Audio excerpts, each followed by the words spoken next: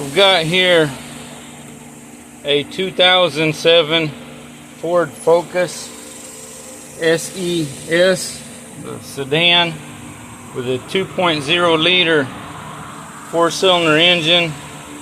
That the air conditioner not only has a leak somewhere that needs found, but it stopped providing power to the system in order for the clutch to be able to gauge and draw in the dye for leak detector and the refrigerant. It has a fault code in the system referring to a evaporator thermistor. So look up, and there's supposedly through online, for example, O'Reilly and so forth, online showing a thermistor available for this. They call it evaporator temperature sensor, and it is from Motorcraft. It's like $14. They of course don't stock that one. No, they got some aftermarket available for $35. But then I go in the store and they show, well, your car doesn't show to use that you're working on.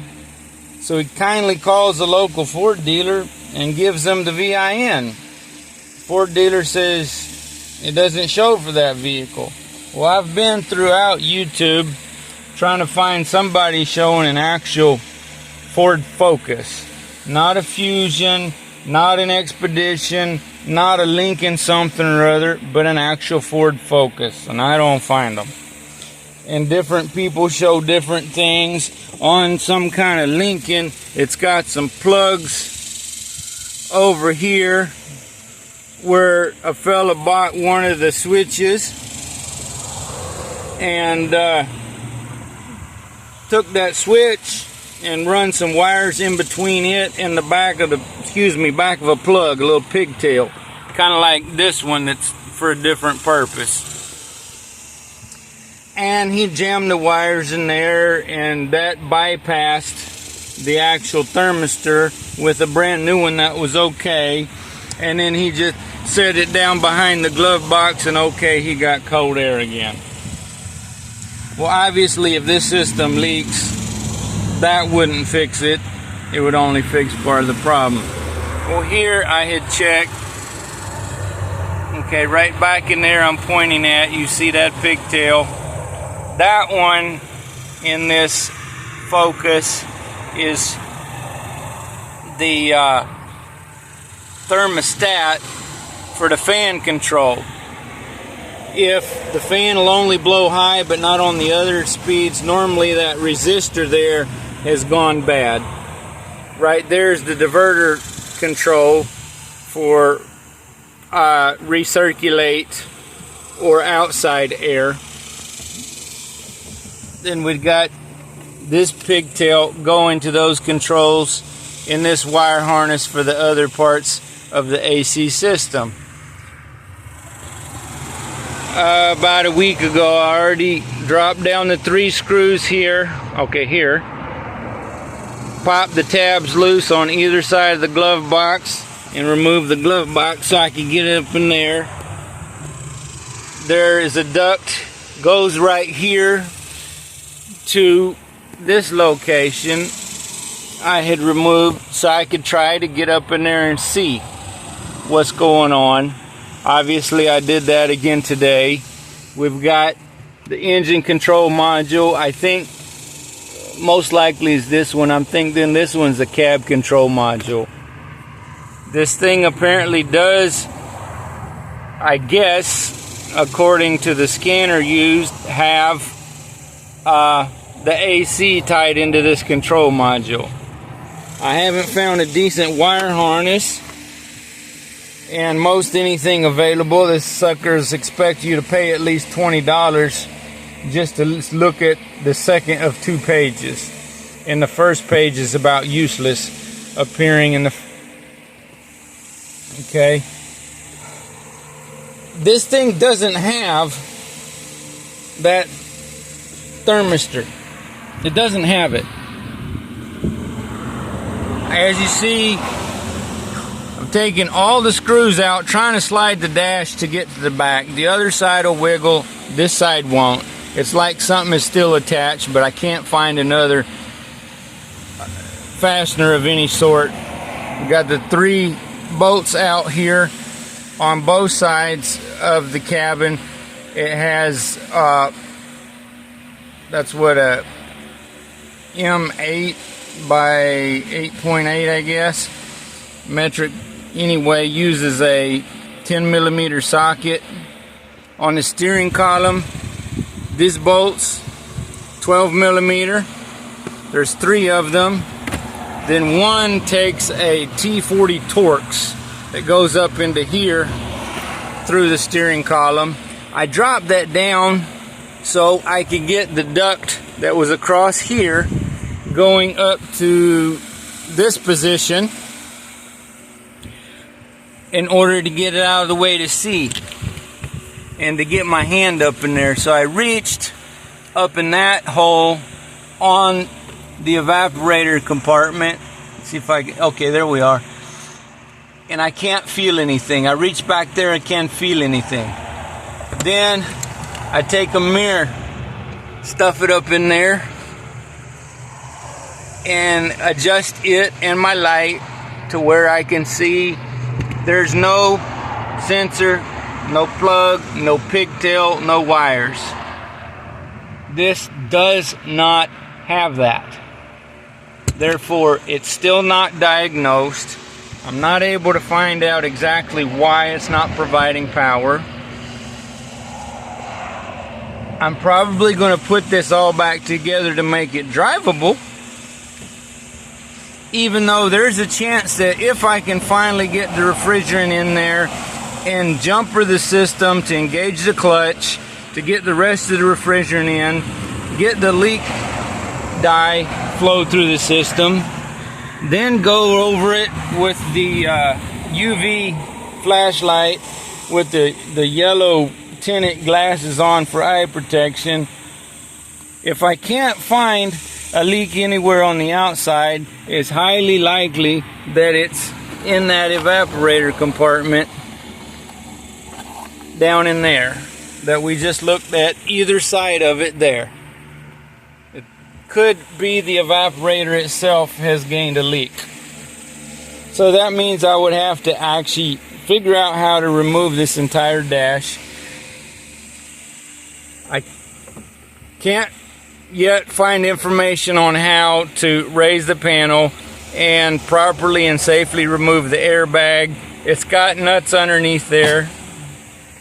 Can't get to them. There's bolts holding the airbag down. That is bolted to that frame that holds the dash.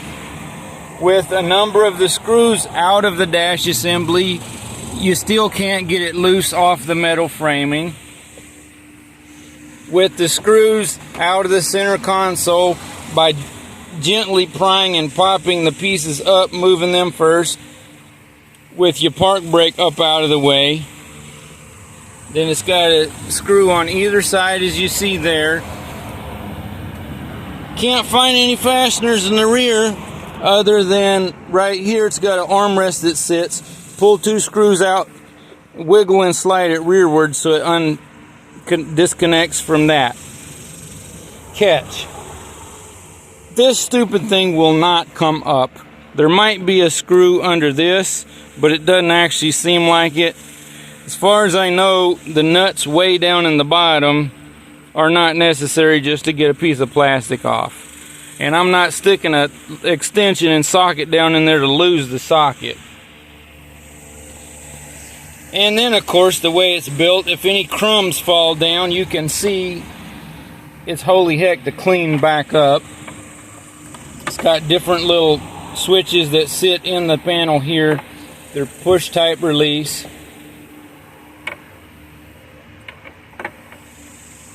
to get them out. The stereo is obviously removed. 4 screws there. Took a 7mm socket on them.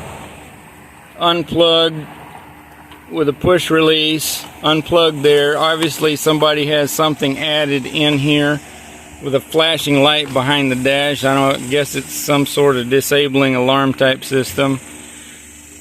These things are fun to work on. The controls are cable operated by these. One of these has had to be replaced in this vehicle already because it got messed up and wouldn't control the diverter. The air would only blow either out on the defroster floor. I don't remember. Okay, this here, this control switch right here, the light turns on when you got the key in the on position. It appeared that maybe this was a problem. I ordered one of these through Parts Geek according to the year and so forth of this car. You see the curvature here and here and flat underneath. The one that came was almost opposite.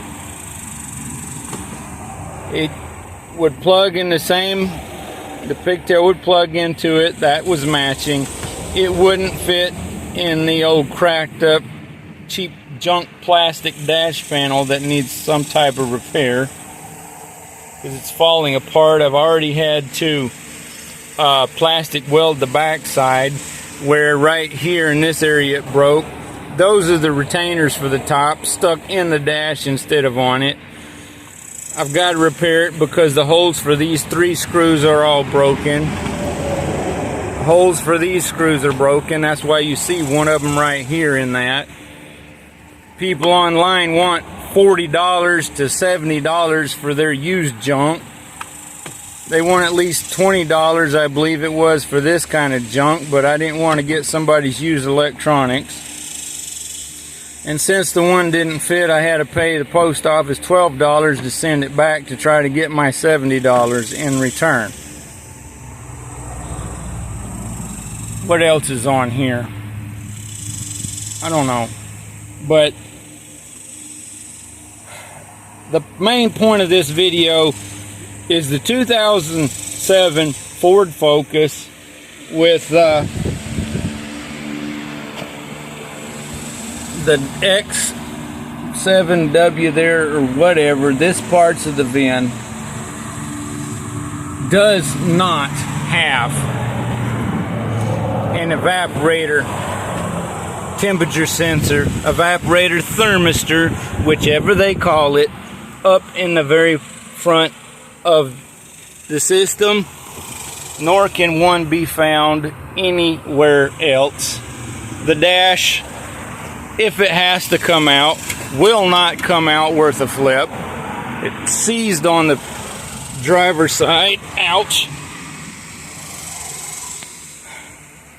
If you have to get a vehicle that you're going to be working on yourself,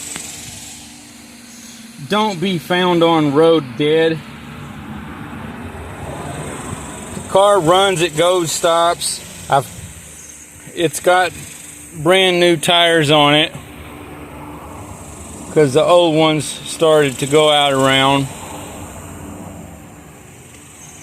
Now that summer's coming on, and it went through last summer without air conditioning, I'm wasting hours upon hours trying to figure out the blasted thing. And maybe I'm gonna hot wire the clutch and hope I don't burn up something by hooking to the wrong wire. I'm gonna have to check resistance or continuity to see which wire is connected to ground and when one is not. It won't power, so I don't have to worry about frying a meter without power. And that goes to this here. The pins are so small. Let's see if I can unplug it one-handed. No. It's got 2 rows of 8 pins. Use the ohm meter to check for resistance in order to see if there's continuity between every different group of 16. So lots of testing to see if there was any change when this switch was on or off. There wasn't any. That's why I ordered a new one. The new one didn't work either. Still didn't get power through the system. So I still don't know if that piece of junk is bad or not. I hope this helps somebody to know that this particular vehicle does not have what the stupid diagnostic meter and some of the parts catalogs claim that it has. As well as, hopefully, someone can let me know, where do you get some real information on this stupid car? Thank you.